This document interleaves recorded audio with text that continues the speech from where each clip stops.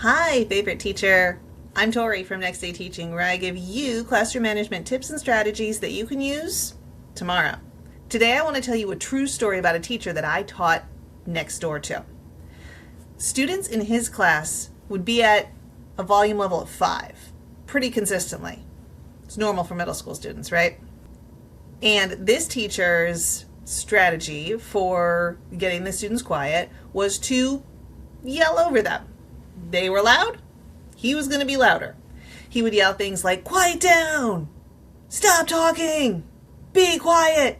So loud that I could hear both of them and him through the wall. Now, because this was a really small middle school, after the students saw him, they came to my room. And in my room, volume level was maybe a 2. I would ask for their attention and actually get it. To get them quiet, all I had to do was raise my hand. Total silence. Now, here's what I want you to take away from this. Today's video is not actually about volume, and it's not about respect. Total soapbox there. I could go on and on and on about respect. That's not this video. Today's video is about systems. It's about putting systems in place that make attention and focus and appropriate noise level, yes, the norm. Because see, here's what most teachers do. Most teachers, when the noise level starts escalating, or when one particular student's noise level starts escalating, teachers react in the moment. We're really good at that, right? We are really good at reacting in the moment. So we yell over students. We can get really loud. We repeat directions as often as needed. We get louder as the students get louder.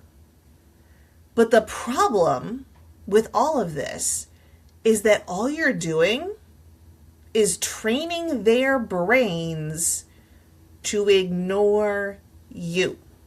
We think that we need students to be absolutely silent.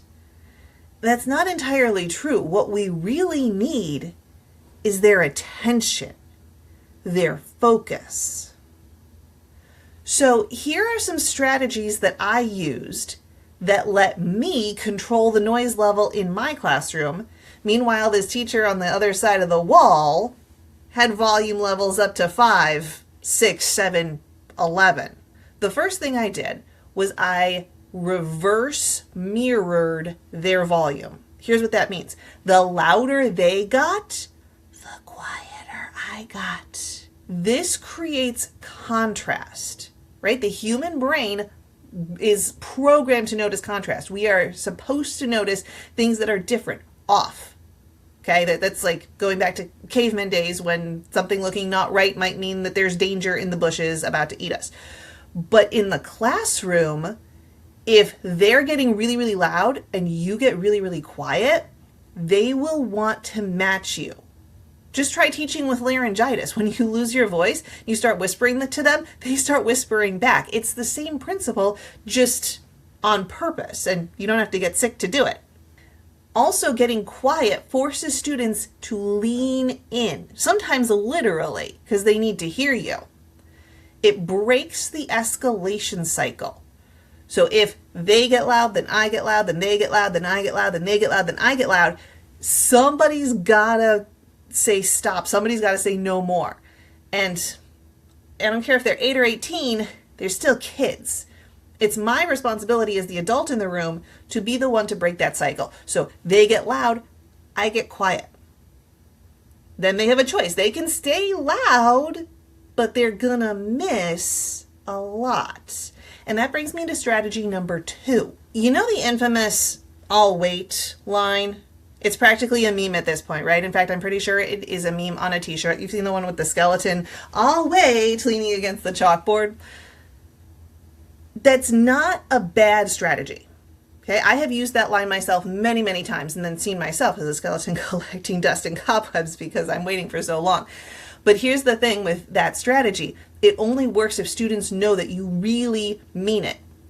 And I don't mean wait for them to be silent. I mean that what you're telling them after they get quiet and after they give you their attention is worth them knowing.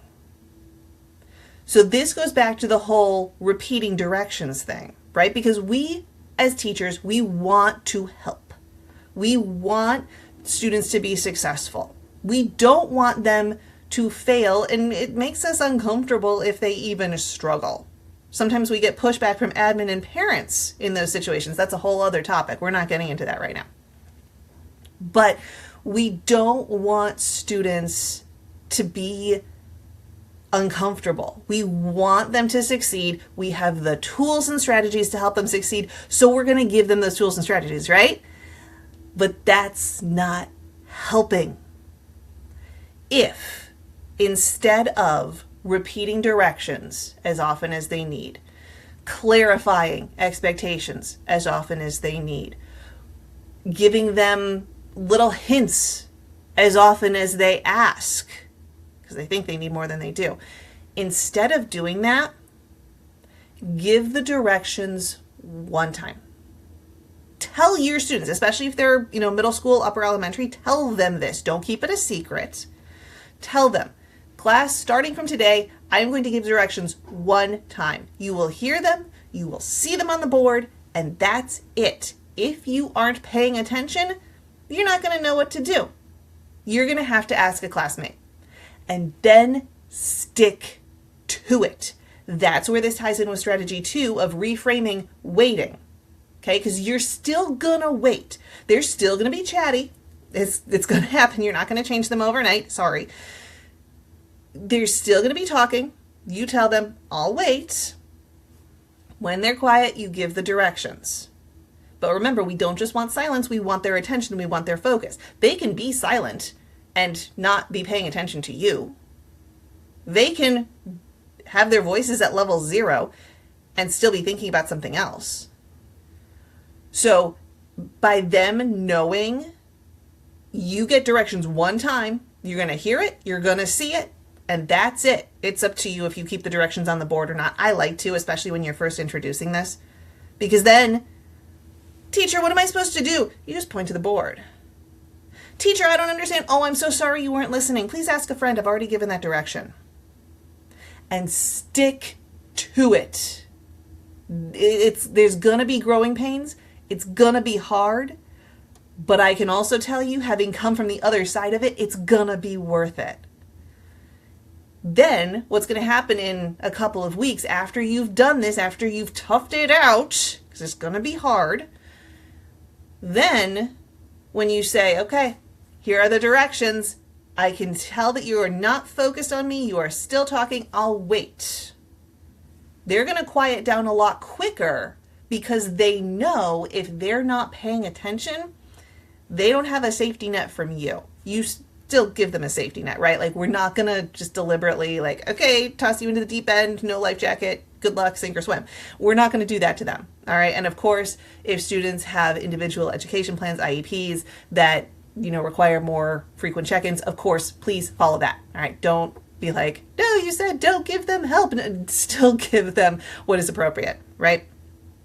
But we don't want them to be overly reliant on you. We want them to be able to solve their own problem, to be able to go to a classmate. What did she say? Are we really doing all of these math problems? Do we have to read this page? Which questions are we? That's what you need them solving on their own. So either option A, they're paying attention and listening to you the first time, or option B, they're asking a classmate or looking at the board, solving their own problem. Either way, you've got their attention and it's quiet.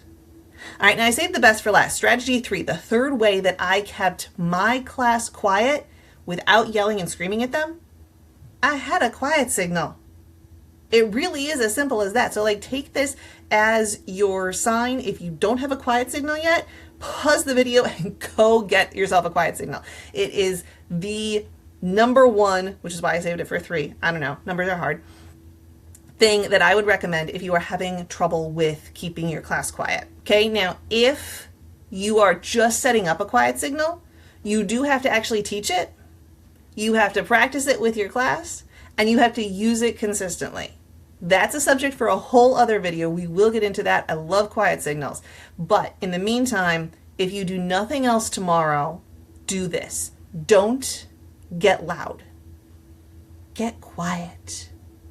Stop repeating directions and get yourself a quiet signal that's going to work for you, for your students, for your teaching style.